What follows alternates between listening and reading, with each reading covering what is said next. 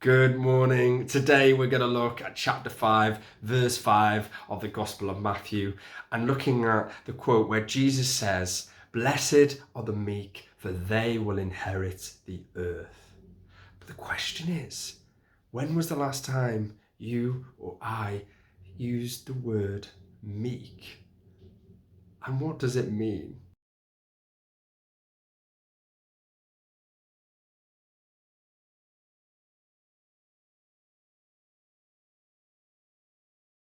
For the longest time, I thought that Jesus meant we must be weak. And yet, far from it. I want to use the example of a sword, which, of course, having an 8-year-old means there's lots of them in the house. And I want to take you back to Jesus' last miracle, where in Matthew 26:52, verse 52, he told them just before his arrest, he said, "Sell and buy a sword." And yet, when Jesus was being arrested, Peter, as we know, took his sword and he sliced off the high priest's servant, the soldier, his ear. And Jesus, with his last miracle, replaced the man to heal and healed him. Jesus said this. He says, "Put your sword back in its place, for all who draw the sword will die by the sword."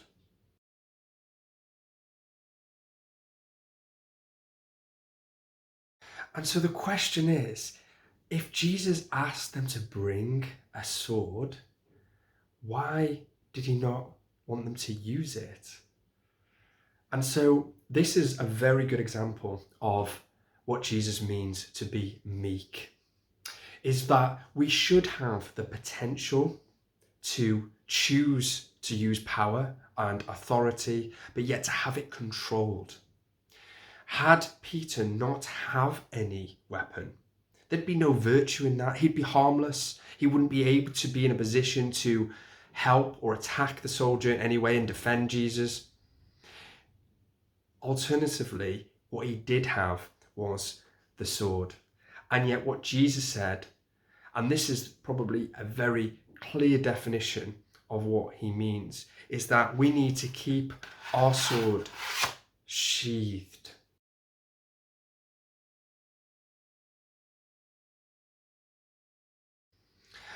Another example of this middle ground where Jesus isn't asking them to be their innocents without any weapons. Neither is he saying attack, but he's saying to sheathe the sword, to be meek. When we look at Matthew 10:16, he says a similar thing. He says to be wise as serpents, but as innocent as doves. Jesus doesn't ask us to become like babies where we're innocent and fragile. Neither does he ask us to become strong and powerful. He asks us to become like little children. And for any of us who have little children, we all know how that is a very tricky balance between them being very innocent at times, but then also being able to not be at times too. And that journey and that everyday struggle is exactly what Jesus is talking about.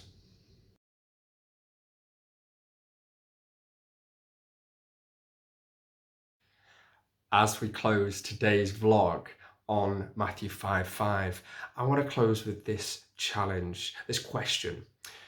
With all the choices that we face every single day, with temptations and with opportunities, are you making good choices because you are meek? Or are you making those because you're simply weak?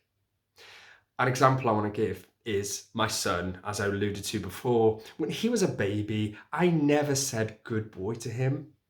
Why? Because he had no choice to be bad, to be good. It's only when he starts to become a child, when he can make good and bad choices, do I say, you are meek. You are making meek, wise decisions. You're no longer weak.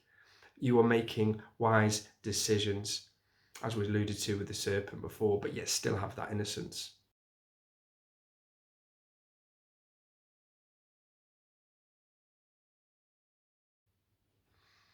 You know, when I was a young Christian, and some of you may be able to relate, I was like a baby in that way.